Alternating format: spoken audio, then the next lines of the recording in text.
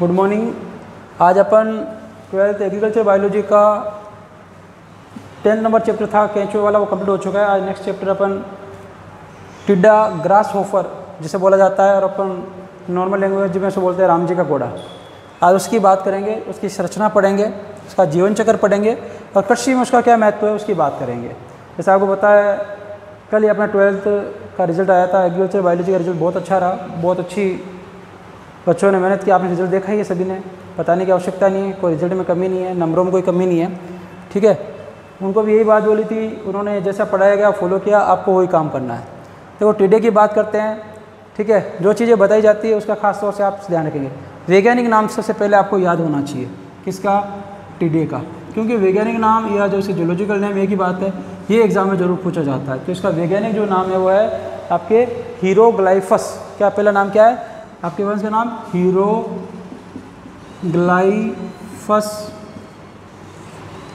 ठीक है। ये आपका जो क्या है वंश का नाम, मैंने आपको पहले बता चुका हूँ, आप पढ़ चुके हैं 11th क्लास में द्विनाम पद्धति। पहला नाम जो होता है वो वंश का होता है और दूसरा जाति का होता है। दूसरी जाति का नाम क्या है? बेनियान। क्या नाम है? बेनियान। इसका और एक नाम है, ठीक है, कि भाई हीरोग्लाइफस वंश का नाम तो समान ही रहेगा, हीरोग्लाइफस, ठीक है। जाति कुछ परिवर्तित होती रहती है जिसको अपन अलग पढ़ते हैं। इसकी जाति का नाम है निग्रो रिप्लेट्स। क्या नाम है? निग्रो रिप्लेट्स। तो ये इनके क्या है वैज्ञानिक नाम है, आप जरूर याद रखेंगे। पहला क्वेश्चन तो यहीं से बनता है कि भाई टिड्डा जो है जिसे अपन बोलते हैं ग्रास होपर कहा जाता है, इंग्लिश में ग्रास होपर, जिसे अपन राम जी का घोड़ा बोलते हैं। अभी आपको समझाने की जरूरत नहीं, आपने टिड्डे को बहुत करीब से देख रखा है, क्योंकि राजस्थान के अंदर टिड्डे का प्रकोप अभी बहुत ज़्यादा है, ठीक है। मेरे हिसाब से कोई ऐसा गांव नहीं छूटा होगा आपके गांव में भी टिड्डे का प्रकोप। और आपको पता है टिड्डे जो होते हैं लाखों की संख्या में आते हैं, और मान लीजिए जिस खेत पे या जिस फसल में बैठ जाते हैं वहाँ पे कुछ भी नहीं छोड़ते हैं, ठीक है। अभी उसकी भी बात है। तो टिड्डे के अंदर पहला पॉइंट से आपके वैज्ञानिक नाम है, ठीक है। हीरोग्लाइफस वंश का नाम है और बेनियान इसकी जाति का नाम है। दूसरा हीरोग्लाइफस निग्रो रिप्लेट्स, ये आपके वंश और ये जाति। वैज्ञानिक नाम जरूर याद रखेंगे, एग्जाम के हिसाब से महत्वपूर्ण होता है। उसके बाद बात करते हैं आपके इस टिड्डे के बारे में, थोड़ी इसकी बेसिक जानकारी क्या है कि टिड्डे के अंदर मुखांग मतलब मुंह जो होता है वो किस प्रकार से कार्य करता है। मुखांग के अंदर मतलब किस प्रकार के जो दांत, अपने जैसे दांत पाए जाते हैं इनमें मुखांग पाए जाते हैं, वो किस प्रकार के होते हैं। तो इसके मुखांग जो होते हैं किस प्रकार के होते हैं?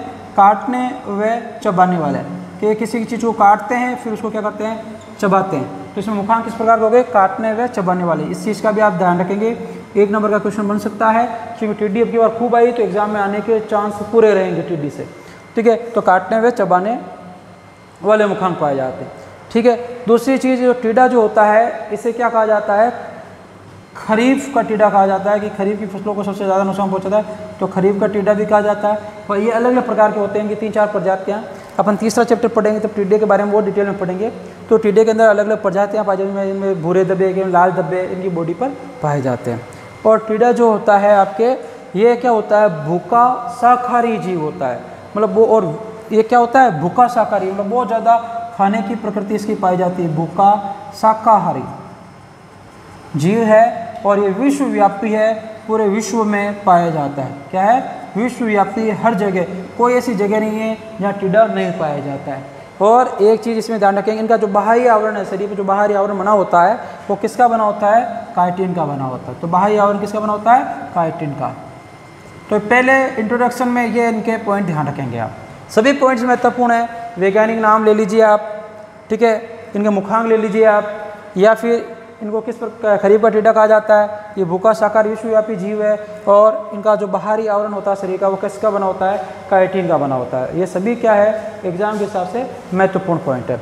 अब इसके आगे बात करते हैं अपन नेक्स्ट पॉइंट, कि वे टिड्डे का जो शरीर इसको 3 भागों में बांटा जाता है। 3 भागों में अपन पढ़ेंगे कि जो टिड्डा होता है इसका शरीर 3 भागों में होता है आपके। पहला है आपके सिर, दूसरा है आपके वक्ष और तीसरा आपके उदर। हेड, आपके वक्ष को बोलते हैं थोरैक्स, और फिर एब्डोमेन। इनकी बात करेंगे। तो पहले अपन सिर की बात करते हैं कि केंचुए को कितने भागों में बांट रखा है? मुख्य रूप से 3 भागों में बांट रखा है। पहले बात करते हैं इनके बाह्य संरचना की बात करें, बाहर से देखने पर बात करें कि जो इसकी बाह्य संरचना है, एक्सटर्नल स्ट्रक्चर जो है, बाह्य संरचना जो है, इसके आधार पर टिड्डे को कितने भागों में बांट रखा है? 3 में। तो पहले है सिर, दूसरा है वक्ष और तीसरा क्या है आपके उदर। तो पहले अपन बात करेंगे सिर के बारे में, बात करेंगे हेड के बारे में बात करेंगे कि सिर क्या होता है, क्या इसमें चीज़ है। सिर में मतलब पूरा आपके ये गर्दन तक का पोर्शन जैसे अपने हैं, तो उसके अंदर बात करेंगे।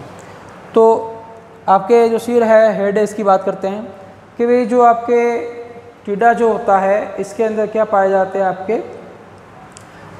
आपके सबसे पहले एक जोड़ी संरचना पाई जाती है, एक जोड़ी श्रृंगिकाएँ पाई जाती है, जैसे इंग्लिश में बोलते हैं एंटीना, श्रृंगिकाएँ, इंग्लिश वर्ड याद रखेंगे एंटीना, एंटीना पाया जाता है। आप देखोगा इनके ऊपर जहाँ पे कॉकरोच देखा उसके ऊपर ऐसे पाए जाते हैं, वो ऐसे घूमते रहते हैं, ठीक है। तो एक जोड़ी क्या पाई जाती है, इनके सिर पर श्रृंगिकाएँ पाई जाती है। और क्या पाया जाता है, इनमें एक जोड़ी आपके क्या पाए जाते हैं, संयुक्त नेत्र पाए जाते हैं, कंपाउंड आई पाई जाती है। और संयुक्त नेत्र के बीच में आपके इनमें एक या तीन, मतलब कम से कम एक और अधिक से अधिक तीन क्या पाई जाती है, इनमें आपके उपनेत्र पाई जाती है। क्या पाई जाती है, उपनेत्र, इंग्लिश में बोलते हैं ओसिलाई, ठीक है। क्या क्या पाए जाते हैं, एक जोड़ी श्रृंगिकाएँ, इनके कार्य की बात भी करेंगे, पहले पढ़ लेते क्या क्या पाया जाता है। एक जोड़ी श्रृंगिकाएँ, एक जोड़ी संयुक्त नेत्र, एक या तीन, कम से कम एक, अधिक से अधिक तीन उपनेत्र या इंग्लिश में क्या कहते हैं ओसिलाई पाए जाते हैं। इसके बाद इनकी बात करें अपन, उपनेत्र हो गया, और इनके अंदर क्या पाया जाता है, मुख पाया जाता है इनका, ठीक है। वो मुख क्या होता है आपके अधो, इंग्लिश में बोला जाता है इसको हाइपोगैंथस, अधोमुखी पाया जाता है। अधोमुखी मतलब मुख नीचे जो भी बताया, अधोमुखी, या इंग्लिश याद रखेंगे आप हाइपोगाइनस, हाइपोगाइनस पाया जाता है, अधोमुखी पाया जाता है। उसके बाद इसके अंदर क्या हो गया, जो मुखांग होते हैं वो क्या होते हैं, मुख के नीचे पाए जाते हैं। अब देखो सब पॉइंट के बारे में बात करते हैं कि वे जो एक जोड़ी श्रृंगिकाएँ पाई जाती है, जैसे थोड़ा अपन बनाएं इसको, थोड़ा बनाने की कोशिश करते हैं इसकी बॉडी को। पूरा तो वे नहीं बनेगा, जैसे कोशिश कर रहा हूँ कि थोड़ा सा कुछ कैसे समझ में आने लायक बन जाए आपके।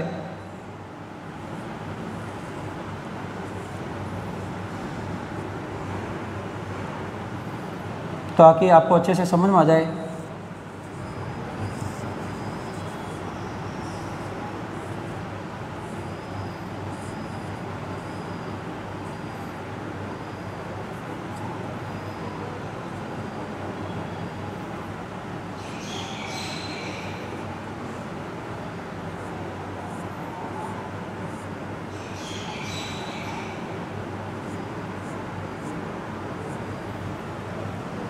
ये कुछ इस प्रकार का आपके क्या होता है, टीडा होता है।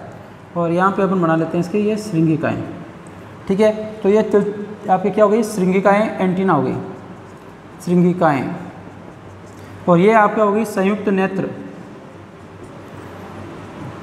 ठीक है। वो बीच वाला आपके क्या हो गया, उपनेत्र, ये हो गया मुखांग,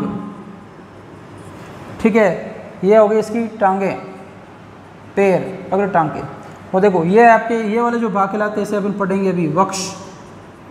और ये जो पोर्शन रहेगा ये क्या कहलाएगा, उदर। और ये वाला पोर्शन क्या कहलाएगा, सिर, ठीक है। अब बाकी बाद में साथ साथ में जैसे पढ़ेंगे बात करते हैं।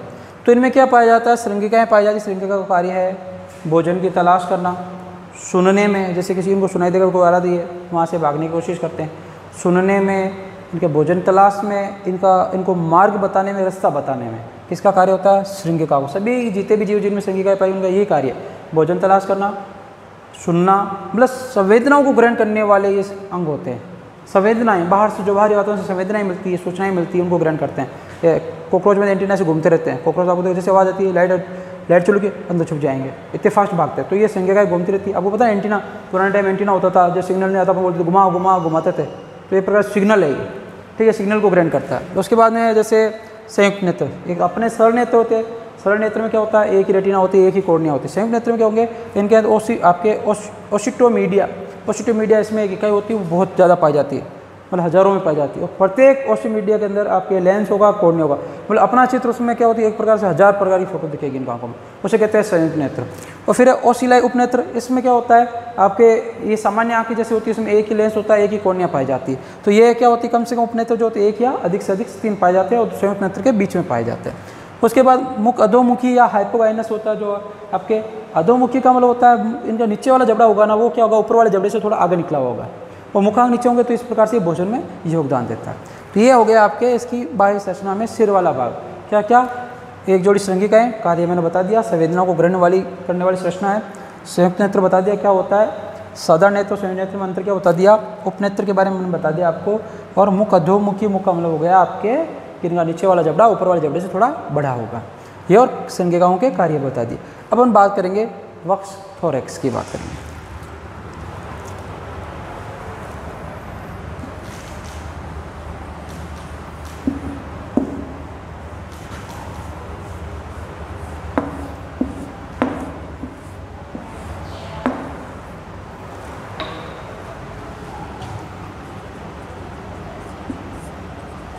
वक्ष की बात करते हैं कि वक्ष के आधार पर जो आपके टीडा है इसको 3 भागों में बांट रखा है। ठीक है, पहला है जिसे बोलते हैं आपके प्रीथोरैक्स, दूसरा है इसे बोलते हैं मीजोथोरैक्स, और तीसरा है इसे बोला जाता है मेटाथोरैक्स। कितने भागों में बांट दिया वक्ष को? 3 भागों में, प्रीथोरैक्स, मीजोथोरैक्स और मेटाथोरैक्स। अब प्रीथोरैक्स, मीजोथोरैक्स, मेटाथोरैक्स में क्या क्या चीज़ें पाई जाती है? तो पहली चीज़ है प्रत्येक थोरैक्स के भाग के अंदर आपके एक जोड़ी क्या पाई जाएगी, इनमें टांगे, पैर पाए जाएंगे। तो इसमें भी एक जोड़ी, इसमें भी एक जोड़ी।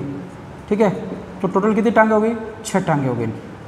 देखिए 2 टांगे पहले वाले बना, देखो इसमें 2 टांगे, यहाँ बना ली 2 टांगे, फिर यहाँ बनेगी, थोरैक्स में पाई जाती है। ठीक है, अपन ने चित्र में थोड़ा सा आगे बना दिया, बाकी इसी भाग के अंदर पाई जाती है। तो ये यहाँ से बनाया, तो देखो वापस बनाया थोड़ा सा इसको ढंग से। तो ये आपके फर्स्ट वाले जो पैर इसमें बना दिए, सेकंड वाले इसमें बना दिए, और थर्ड वाले ऐसे लंबे कर देंगे, और थोड़ी टांगे बड़ी भी होती है इस प्रकार से। ठीक है, तो आपके प्रोथोरैक्स जो होता है उसमें एक जोड़ी टांगे, मीजोथोरैक्स में एक जोड़ी टांगे, और आपके मेटाथोरैक्स में एक जोड़ी टांगे, टोटल 6 टांगे में पाई जाती है। आपको पता है आर्थ्रोपोडा संघ जो भी कीट हैं उन सभी की विशेषता क्या है, आपके 3 जोड़ी टांगे पाई जाती है। ठीक है, 6 टांगे पाई जाती है, संयुक्त नेत्र पाया जाता है, काइटिन का आवरण पाया जाता है। ये सभी विशेषता किसकी है? आपके आर्थ्रोपोडा संघ की है। ठीक है, आर्थ्रोपोडा में आपने 9th 11th क्लास में पढ़ चुके हैं। आर्थ्रोपोडा संघ है जो कीट का सबसे बड़ा संघ होता है। ठीक है, आपके नॉन कोडेड का सबसे बड़ा संघ क्या है? आर्थ्रोपोडा। उसमें बहुत सारी कीट जातियाँ पाई जाती है, संयुक्त नेत्र, काइटिन का बना हुआ आवरण, और आपके 3 जोड़ी टांगे पाए जाना उनका मुख्य गुण है। उसके बाद देखो कि आप प्रीथोरैक्स को छोड़ दीजिए, और मीजो और मेटाथोरैक्स जो होते हैं, ये 2 थोरैक्स, मीजो तथा मेटाथोरैक्स जो होते हैं, इनके अंदर क्या पाए जाते हैं? मीजोथोरैक्स में और मेटाथोरैक्स में क्या पाए जाते हैं? आपके 2 पंख पाए जाते हैं, 2 पंख इसमें और 2 पंख इसमें। टोटल क्या कितने पंख पाए जाते हैं? 4 पंख पाए जाते हैं, मतलब 2 जोड़ी पंख पाए जाते हैं। जैसे बना हुआ है अग्र पंख और पश्च पंख। ठीक है, ये आगे वाले पंख हो गए, और ये पश्च वाले, पीछे वाले पंख हो गए, ये अग्र पंख। ठीक है, और ये जो आपके पीछे वाली टांगे जो होती है, ये इसको जंप करने में, कूदने में मदद करती है। देखना आप जंप करते हो एकदम फास्ट। ठीक है, आप इसको जैसे टच करोगे जंप करेगा, तो ये टांगे इसकी मजबूत होती है। तो ये टांगे मजबूत होने का कारण क्या है? क्या है? तो इसमें क्या होता है, इसकी टीबिया और आपके जो फीमर अस्थियाँ हैं वो पाई जाती है, जिसकी वजह से इसकी पीछे वाली टांगे होती है वो कूदने में योगदान देती है। पूछा जा सकता है कि जो आपके ग्रासहोफर टीडा है उसकी कौन सी टांगे कूदने में मदद करती है और क्यों? तो कूदने में मदद करती है पीछे वाली टांगे, ये वाली पीछे वाली, सबसे पीछे वाली टांगे, ये कूदने में मदद करती है इसकी। और इसमें कौन से अस्थियाँ पाई जाती है? टीबिया और फीमर पाई जाती है। अब कॉकरोच के टांगों का कर्म, ये पूछा जाता है एग्जाम में कि भाई कॉकरोच की टांगों में कौन कौन सी हड्डियाँ पाई जाती है, उसकी बात करते हैं। तो कॉकरोच की टांगों के अंदर 5 हड्डियाँ हैं, मुख्य रूप से उनकी बात करते हैं, और उनका क्रम भी याद रखना है। ऑब्जेक्टिव टाइप जो आपका जेड का एग्जाम है एग्रीकल्चर वालों के, उसमें भी बहुत बार पूछा गया है, और अपनी किताब में, इसलिए आपके एग्जाम में भी आ सकता है, ईयरली एग्जाम में भी आ सकता है, उस हिसाब से आप ध्यान रखेंगे। तो पहला जो भाग है टांग, अभी बना के भी बता दूंगा। फर्स्ट बोलते हैं कोक्सा, दूसरा है ट्रोकेंटर, तीसरा है आपके टीबिया, सॉरी फीमर, फिर टीबिया, और लास्ट है टार्सस। और टार्सस को वापस 3 भागों में बांट रखा है, प्री टार्सस, मीजोटार्सस और मेटाटार्सस। कितना हो गया? Pretarsus, mesotarsus, metatarsus. देखो coxa, trochanter, femur, tibia, tarsus, ये पाया जाता है। तो सबसे पहले देखो ये वाला पोर्शन हो जाएगा आपके कोक्सा, फिर इसके जस्ट नीचे क्या पाया जाएगा? आपके ट्रोकेंटर, फिर फीमर, फिर टीबिया, फिर आपके टार्सस। तो इसके अंदर इस प्रकार से क्या पाया जाता है, आपके टिड्डे के अंदर ये आपकी मुख्य संरचनाएं होती है। किसके अंदर, वक्ष के अंदर। वक्ष 3 भागों में, फर्स्ट सेकंड तीनों भागों में एक एक जोड़ी टांगे, दूसरे और तीसरे में आपके एक एक जोड़ी पंख पाए जाते हैं, और जो आपके पीछे वाले टांगे होती है कूदने में मदद करती है, जिसमें आपके टिबिया और फीमर हस्ती पाई जाती है, जिसकी वजह से पीछे वाली टांगे मजबूत होती है और कूदने में मदद करती है। और टांगों का क्रम क्या है, इनके टांगों को कौन सी, कोक्सा, टोरकेंटर, फीमर, टिबिया और टार्सस। और टार्सस को वापस 3 भागों में बांट रखा है, प्री टार्सस, मेजोटार्सस और मेटाटार्सस। ये आपके हो गया वक्ष का पोर्शन। अब अपन पढ़ते हैं इसके आगे वाला, नेक्स्ट जो है कौन सा, उदर की बात करेंगे, एब्डोमेन की बात करेंगे कि उदर जो है ये कितने, इसमें भाग क्या है, कौन कौन सी संरचनाएं पाई जाती है और एग्जाम के हिसाब से कौन सी महत्वपूर्ण है। ठीक है, इसमें मुख्य रूप से देखिए आप, उदर में आपके जो टिड्डा होता है उसके उदर में 11 खंड होते हैं। कितने खंड पाए जाते हैं, मुख्य रूप से 11 खंड पाए जाते हैं। किसमें, उदर के अंदर। किसके अंदर, टिड्डे के उदर में या एब्डोमेन में कितने खंड होते हैं, 11 खंड होते हैं। और जो टिड्डा होता है जैसे ऊपर वाला पोर्शन है, इसे बोलते हैं पृष्ठ। ये जो पृष्ठ वाला पोर्शन है, पृष्ठ वाला जो पोर्शन होता है, इसके अंदर जो पृष्ठ वाला पोर्शन होता है, इसी संरचना को क्या कहते हैं, अपन टर्गम कहते हैं। क्या कहते हैं, टर्गम। और जो अदर वाला नीचे वाला पोर्शन है, इसे क्या कहा जाता है, स्टर्नम। स्टर्नम। तो ये टर्गम और स्टर्नम 2 भाग पाए जाते हैं। ऊपर वाले भाग को टर्गम, नीचे वाले आधार वाले भाग को क्या कहेंगे, स्टर्नम। और ये दोनों जो भाग होते हैं वो आपके किससे जुड़े होते हैं, आपके टर्गम और स्टर्नम जो होते हैं आपके भाग जुड़े होते हैं, इसको बोलते हैं कोरल, सॉरी प्लूरल। प्लूरल नाम की एक संरचना पाई जाती है जिसकी सहायता से आपके टर्गम और स्टर्नम जुड़े हुए होते हैं। और ये प्लूरल जो होता है, जैसे मान लीजिए बनाएं तो ये आपके ऊपर वाला भाग टर्गम हो गया और नीचे वाला स्टर्नम हो गया। अब इन दोनों को जोड़ने का जो कार्य किसका है, ये दोनों क्या पार्श्व साइड में से पाए जाते हैं। तो इनको पार्श्व से जोड़ने का कार्य किसका होता है, साइड से जोड़ने का। जैसे मान लीजिए आपके पृष्ठ वाला पोर्शन है, ये आपके स्टर्नम का वाला टर्गम और स्टर्नम, तो इनको यहाँ से पार्श्व से, जैसे ये पोर्शन यहाँ तक आ रहा है, ये पोर्शन यहाँ तक आ रहा है, तो इनको यहाँ से जोड़ने का कार्य किसका होता है, प्लूरल का होता है। और प्लूरल जहाँ होती है वहाँ पे क्या पाए जाते हैं, इनमें श्वसन रंध्र पाए जाते हैं। क्या पाए जाते हैं, श्वसन रंध्र पाए। जहाँ पे प्लूरल होगा वहाँ पे श्वसन रंध्र होगा, तो यहाँ पे श्वसन रंध्र, यहाँ पे श्वसन रंध्र, यहाँ श्वसन रंध्र, ऐसे करके श्वसन रंध्र पाए जाते हैं। तो इनमें श्वसन रंध्र क्या होते हैं, टोटल 10 श्वसन रंध्र पाए जाते हैं। 10 जोड़ी, कितने जोड़ी पाए जाते हैं, 10 जोड़ी श्वसन रंध्र पाए जाते हैं। ठीक है, और एक चीज़ और ध्यान रखना, जिसमें से 8 जोड़ी दुनिया में क्या होंगे, उदर में, और 2 जोड़ी कहाँ रहेंगे, इनमें वक्ष में रहेंगे। कहने का मतलब हो गया 90 और जो 10वां खंड जो होता है, इसमें श्वसन रंध्र नहीं पाए जाते हैं। ध्यान रखेंगे, श्वसन रंध्र नहीं पाए जाते हैं। श्वसन रंध्र कहाँ पाए जाते हैं, प्लूरल जो होती है वहाँ पाए जाते हैं। पार्श्व में इसके कितने जोड़ी श्वसन रंध्र पाए जाते हैं, आपके इसमें टिड्डे के अंदर 10 जोड़ी पाए जाते हैं, जिसमें से 8 जोड़ी तो उदर में और 2 जोड़ी आपके किस में पाए जाते हैं, वक्ष में पाए जाते हैं। कहने का मतलब 9वां और 10वां खंड उसमें श्वसन रंध्र नहीं पाए जाते हैं। देखो 9वां और 10वें खंड के अंदर श्वसन रंध्र नहीं पाए जाते हैं क्योंकि कुछ लोग, और 11वें खंड में बिल्कुल नहीं पाए जाते। कुछ तो वैज्ञानिक ये मानते हैं कि 11वां खंड जो है वो 10वें खंड का ही क्या है, भाग होता है।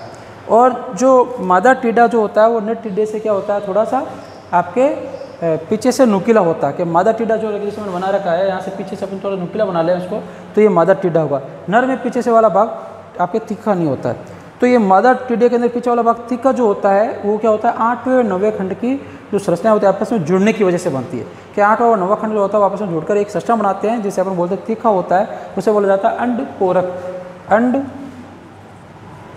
अंडपरोक कहा जाता है। क्या कहा जाता है, अंडपरोक कहा जाता है। और अंडपरोक के अंदर क्या होते हैं, इसके द्वारा किसका निर्माण होता है, अंडकोष्ठ का निर्माण होता है।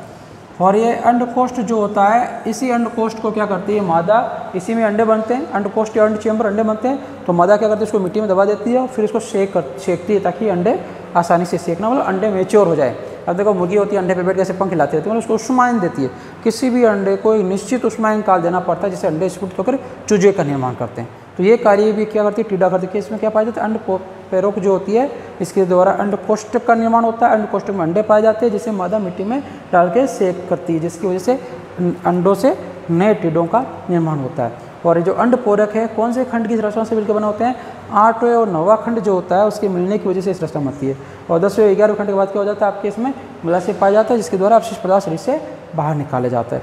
तो ये टिड्डे के बारे में अपने पढ़ लिया कि टिड्डे का वैज्ञानिक नाम क्या है। जैसे टिड्डे का वैज्ञानिक नाम पढ़ा हीरोग्लाइफस बेनियान या हीरोग्लाइफस आपके निग्रोप्लेट्स होता है। उसके बाद पढ़ा ये भूखा शाकाहारी जीव है, इसके जो मुखांग है काटने हुए चबाने वाले होते हैं, ये विश्वव्यापी होता है। इसके बाद सिर के बारे में पढ़ा, इसमें सिर में आपके दो जोड़ी आपके संयुक्त एक जोड़ी संयुक्त नेत्र पाए जाते हैं, एक जोड़ी एंटीना होता है, मुख पाया जाता है, मुखांग होते हैं। एंटीना का कार्य क्या होता है आपके, एंटीना कार्य आपके इनका रास्ते का पता लगाना, भोजन की तलाश, सुनने में इनका योगदान देते हैं। इसके बाद अपना पढ़ा कि इनमें वक्ष जो होता है 3 भागों में बंटा होता है। पहले और दूसरे वक्ष में, तीनों वक्ष में एक एक जोड़ी टांगे पाई जाती है, दूसरे और तीसरे में एक एक जोड़ी पंख पाए जाते हैं। उसके बाद इनके टांगों का क्रम पढ़ा था कि भाई सबसे पहले कोक्सा, टोरकेंटर, आपके फीमर, टिबिया और टार्सस होते हैं। टार्सस के 3 भाग पाए जाते हैं। फिर अपने इसके उदर के बारे में पढ़ा कि उदर वाले जो ऊपर पृष्ठ वाला भाग होता है इसे टर्गम कहते हैं, नीचे वाला भाग अधर में जो होता है इसे स्टेनम कहते हैं। इन दोनों को पार्श्व जोड़ने कार्य प्लूरल का होता है। ठीक है, टोटल 11 खंड आपके उदर में होते हैं टिड्डे के।